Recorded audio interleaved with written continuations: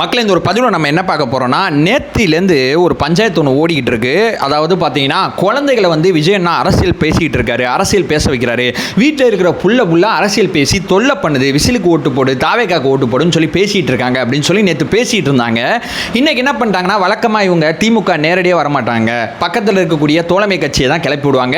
ஏன்னா நம்மளும் அந்த தோழமை கட்சியும் சண்டை போட்டுக்கணும், தாவேக்காவும் அவங்களும் சண்டை போட்டுக்கணும். திமுக குளிர்காயம் இதுக்காண்டி பார்த்தீங்கன்னா, விசிகாவில் இருக்கிற ஒரு மாவட்ட தொண்டரணி அமைப்பாளர் ஒருத்தரை புகார் கொடுக்க அனுப்பிச்சு விட்டுருக்காரு. அவரும் போயிட்டு போலீஸ் ஸ்டேஷனில் விஜய் அண்ணாக்கு எதிராக புகார் கொடுத்துருக்காரு.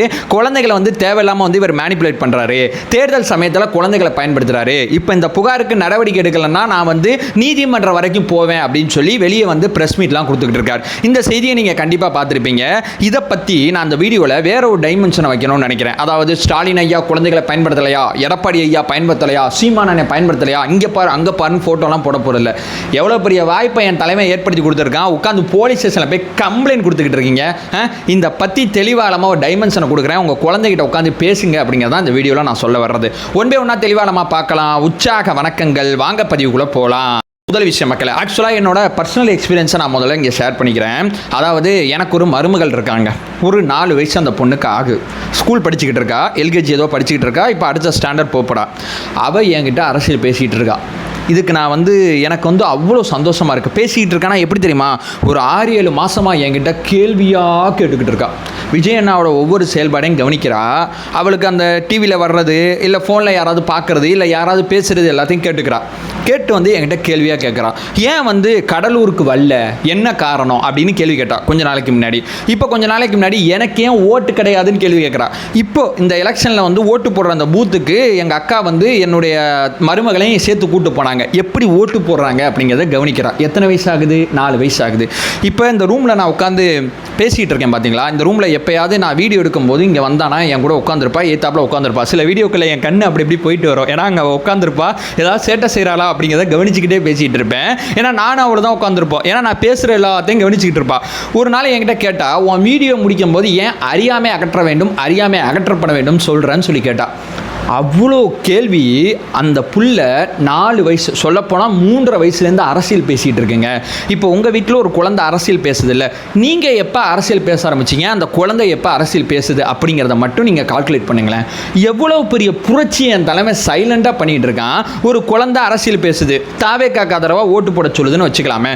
இப்போ நீங்கள் ஒரு தாவேக்கால் ஒன்றும் பிரச்சனை கிடையாது, அந்த குடும்பத்தில் சந்தோஷப்படுவீங்க, வீடியோ எடுத்து வந்து ரெக்கார்ட் பண்ணி ரொம்ப ஆசுவாசப்படுத்திப்பீங்க, ரொம்ப அழகாக கட்டி அணைச்சி முத்தம்லாம் கொடுப்பீங்க. ஒருவேளை நீங்கள் வேற கட்சி, உங்கள் குழந்தை விஜய் அண்ணாக்கு ஓட்டு போட சொல்லுதுன்னா அந்த குழந்தைகிட்ட உட்காந்து பேசுங்கய்யா. அந்த குழந்தைக்கு ஒரு ஆர்வத்தை ஏற்படுத்தியிருக்காரு. சீமானனால பண்ண முடியல, எடப்பாடி ஐயாவோட பண்ண முடியல. இந்த பக்கம் திரும்பி பார்த்தீங்கன்னா ஸ்டாலின் ஐயா இந்த மாதிரிலாம் அவருக்கு இருக்கானே அவருக்கு தெரியாது. இந்த மாதிரி எந்த ஒரு அரசியல் தலைவருமே குழந்தைகளை நோக்கி வரல. அவங்க வந்து கேம்பெயினில் போய் கொடி பிடிச்சா தப்புங்க, அவங்க வந்து ஒரு அரசியல்வாதிக்கு வந்து பிரச்சார பண்ணால் தப்புங்க. வீட்டில் உட்காந்து அரசியல் பேசினா என்னையா தப்பு, என்ன தப்பு?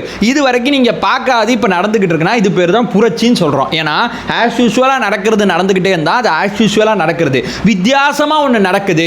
ஒரு திசையை நோக்கி எந்த விதமான ஆர்கனைஸும் இல்லாமல் தானாக ஒரு குழந்தைகள் அத்தனை பேரும் ஒவ்வொரு வீட்டிலையுமே தானாக ஒரு விஷயத்தை நோக்கி நகர்ந்து போகிறாங்கன்னா அது பேர் தான் புரட்சி அப்படிங்கிறத நீங்கள் முதல்ல புரிஞ்சுங்க. என்னோட மருமகள்கிட்ட நான் உட்காந்து பேசிகிட்டு இருக்கேங்க. அவள் கேட்குற அத்தனை கேள்வியும் தேடி தேடி பதில் சொல்லிக்கிட்டு இருக்கேன். இப்போ என் வீடியோவில் நிறைய பேர் சொல்லுவீங்க, பச்சை பிள்ளைக்கு சொல்கிற மாதிரி சொல்லிட்டீங்க ப்ரோ அப்படின்னு சொல்கிறீங்கன்னா, உண்மைக்குமே நான் ஒரு பச்சை பிள்ளைக்கு சில நேரங்களில் சொல்லிக்கிட்டு இருக்கேங்க.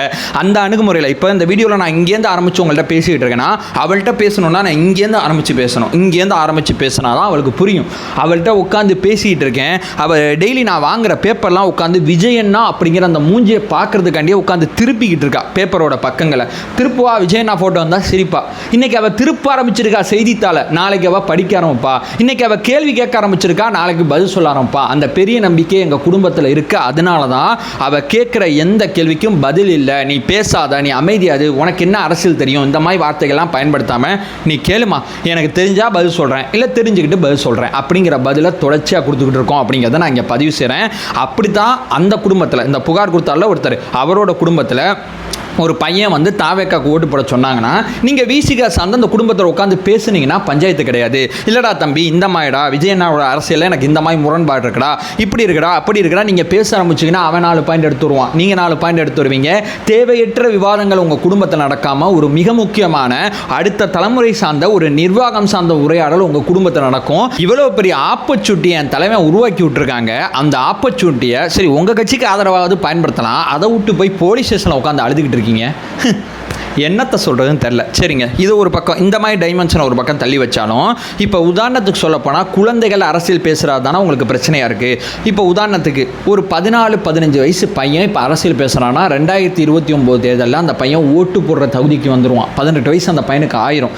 ஒரு 15-16 வயசு பையன் இப்போ உதாரணத்துக்கு சொல்லப்போனால் 13-14 வயசு பையன் இப்போ அரசியல் பேசிகிட்டு இருக்காங்கன்னா 2031 ஒரு ஓட்டு போட தயாராகிடுவான். இப்போலேருந்தே பழக்குங்க.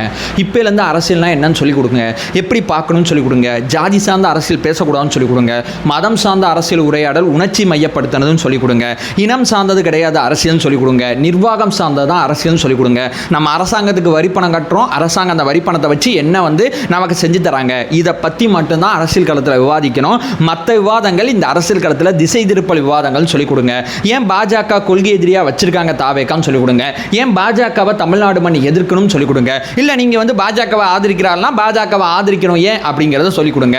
நீங்கள் எந்த நிலைப்பாட்டில் இருக்கீங்களோ அந்த விவாதத்தை உங்கள் வீட்டில் ஏற்படுத்துங்க. அந்த விவாதத்தில் அவன் 4 பாயிண்ட் எடுத்துருவான். அவன் சிறு தப்பு கண்டுபிடிப்பான். கண்டுபிடிச்சி எலெக்ஷன் டைமில் மிக முக்கியமான ஒரு வாக்காளராக மாறும்போது அவனுடைய அந்த பொலிட்டிக்கல் வியூ இருக்குது பார்த்தீங்களா, அது மிக தெளிவாக இருக்குங்க.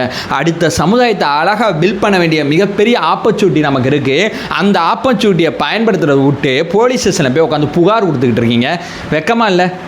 உங்களுக்கு பதில் தெரியலைன்னா அந்த குழந்தை தேடி கண்டுபிடிச்சிருங்க. ஏன்னா அது 4 வயசில் அரசியல் பேச ஆரம்பிச்சிருக்கு. நானாவது அரசியல் பேசுகிறதுக்கு ஒரு 21-22 வயசு மேலே ஆயிடுச்சுன்னு வச்சுங்களேன். என்னோட மருமகன் 4 வயசுலேருந்து பேசுகிறா. அப்போ அவள் 22 வயசில் எந்த நிலையில் இருப்பா? நினச்சி பார்த்தாவே எனக்கெல்லாம் பயமாக இருக்குது. அவ்வளோ தூரம் அவளுக்கு அரசியல் நாலேஜுக்கு நாங்கள் கொண்டு போய் சேர்த்துருவோங்கிற பெரிய நம்பிக்கை எங்களுக்கு இருக்குது. இந்த பார்வையில் இவ்வளோ பெரிய பாசிட்டிவிட்டியில் பார்க்காம குழந்தை உங்கள் கட்சிக்கு சப்போர்ட் பண்ணல அப்படிங்கிறதுக்காண்டி குழந்தைய முழுக்க உட்காந்துட்டு நீங்கள் புகார் கொடுத்து குழந்தைகளை ஒரு தப்பான ஒரு கண்ணோட்டத்தில் உட்காந்து சித்தரிச்சுக்கிட்டு இருக்கீங்க. வெக்கமாக இல்லை? அதை சொல்லிட்டு இந்த வீடியோ நான் எண்ட் பண்ணிக்கிறேன்.